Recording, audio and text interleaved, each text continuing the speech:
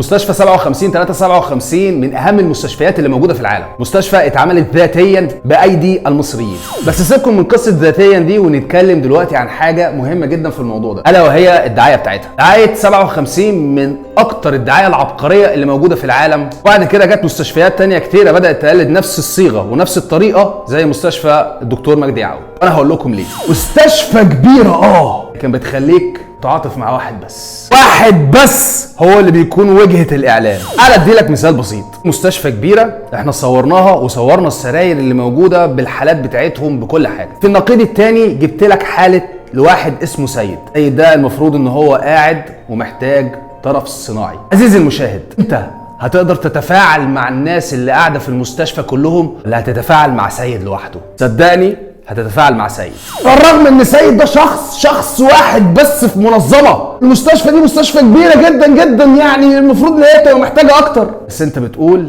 انا هروح لسيد. سيد اولى بالجنيه. عايز اقول لكم على حاجه تانية مهمه جدا. كان في اعلان زمان كان اسمه اقفل قريه. لما يجي في دماغك كلمه قريه هتلاقي ان القريه دي حاجه كبيره جدا وحاجه عظيمه جدا. بس لما الاعلان اتغير وجبنا بيت واحد بس من القريه قلنا اللي احنا محتاجين له سقف. شوف التعاطف مع البيت ده كان عامل ازاي. على الرغم ان هي ممكن تكون الفلوس رايحه كلها للقريه، بس انت تعاطفت مع بيت واحد. هنجيب هو سيد هنحطه في البيت اللي هو متكسر ومتدغدغ ومحتاج له سقف، وهتتعاطف مع سيد برضه. مش مصدقني صح؟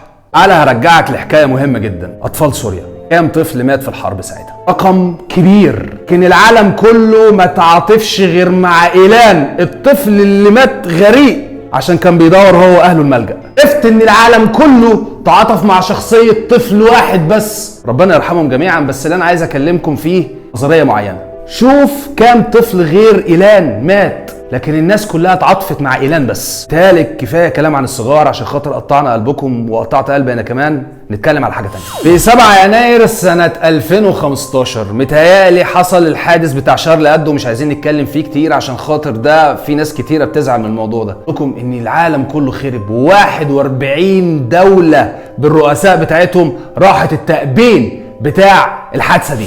بعدها بشويه حصل حادث تاني مات فيه 41 شخص برضه في فرنسا. الدنيا اتقلبت، ده حتى اليوتيوب نفسه غير اللوجو بتاعه وخلاه علم فرنسا. ده غير كام رئيس برضه شاركوا التأبين ده. يوم 15 مارس سنة 2019 حصل حادث في نيوزيلندا ل2 جوامع مات فيهم 51 شخص من المسلمين. حصلت ضجة كبيرة، لكن على العكس اليوتيوب نفسه فوه الألسنة وكمان الفيسبوك واي حد بقى بيتكلم عن الحادثه دي بقوا يمنعون الكلام، وما حصلتش بروباجندا كبيره زي اللي حصلت لشارل ابدو. عارف ان في ناس كتيره ممكن تكلمني وتقول لي ازاي ده في بروباجندا كبيره جدا حصلت في الوقت ده واحنا كنا معاصرين الحدث. بس انا عايز اقول لكم ان مفيش رئيس دوله راح لنيوزيلندا عشان خاطر يمشي في تأبين الناس اللي توفت. انت اول واحد ممكن تكون اتعاطفت مع واحد مات بالكورونا عشان خاطر كان شخص، لكن لما العدد بيبدأ يكبر ما بتتعاطفش مع اي حد والموضوع بالنسبه لك بقى عادي. زي ما احنا دلوقتي عادي في عصر الوباء وماشيين عادي. نخش في الامثله بتاعتنا الجميله.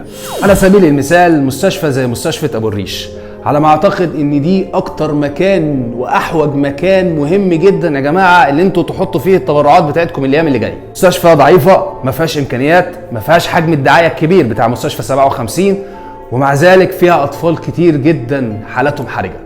الرسالة اللي أنا عايز أوصلها لك دلوقتي حالا، أنت قبل ما تتفرج للإعلان لازم تعرف الجهة اللي أنت هتتبرع بيها الفلوس لمين. أنا ما بقولش إن الإعلانات دي ممكن تكون موجهة غلط، لكن عايز أقولك إن في بالفعل ناس أولى وموجود ليهم حسابات ممكن تتبرع لهم. مستعمرة الجذام محتاجة فلوس، وعشان خاطر ما فيهاش تمويل مفيش حد بيروح لها ومفيش حد بيديها فلوس. يا ريت يا جماعة نفكر بمنظور تاني. بشكركم. السلام عليكم.